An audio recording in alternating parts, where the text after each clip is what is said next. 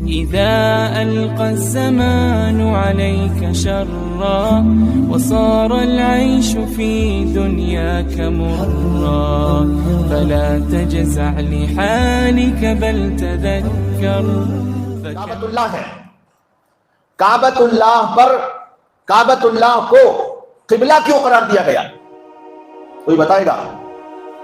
حالانکہ اسلام میں مٹی پوجا، پتھر پوجا، اینٹ پوجا حرام ہے، ناجائز ہے، اور لوگ وہاں جا کر اسی کے سامنے جھک رہے ہیں. ارے ہے تو پتھر نا، کعبۃ اللہ میں لگا کیا ہے؟ ہاں جنت کا بھی ایک پتھر ہے، لیکن باقی سب کہاں کے ہیں؟ دنیا ہی کے تو ہیں. لیکن پھر بھی اللہ نے اس کو قبلہ بنانے کا حکم دیا. کیوں؟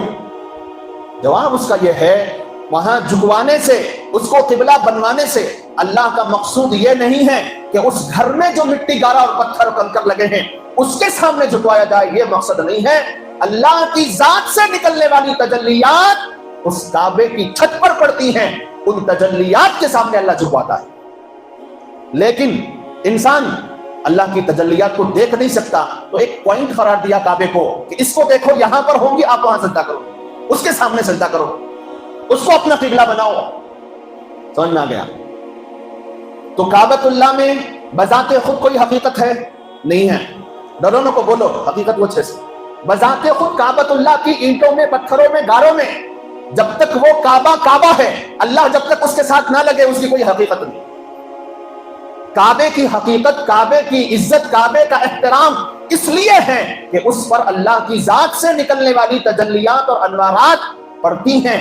ان انوارات اور تجلیات کو اللہ نے قبلہ قرار دیا ہے، اور چونکہ وہ انوارات اور تجلیات ہر کس و ناکس دیکھ نہیں سکتا، تو لہٰذا کعبۃ اللہ کو وہ سینٹر قرار دیا کہ جس کو دیکھ کر ہم اس کو قبلہ بنا سکیں. اتنا کلیئر ہے کانسیپٹ اسلام میں. لوگ کہتے ہیں، جاہل قسم کے لوگ، ہم قبروں پر جا کر سجدہ کریں تو مولوی روکتا ہے، قبروں پر جا کر سجدہ کریں، جھکیں تو یہ مولوی روکتا ہے، کہتا ہے حرام ہے قبروں پر سجدہ کرنا، مٹی گارے کو سجدہ کرنا حرام ہے. وہی مسلمان جب کعبۃ اللہ کے مٹی گارے کو اور اینٹوں کو سجدہ کرے تو اسے عبادت قرار دیتا ہے. تو جواب مل گیا.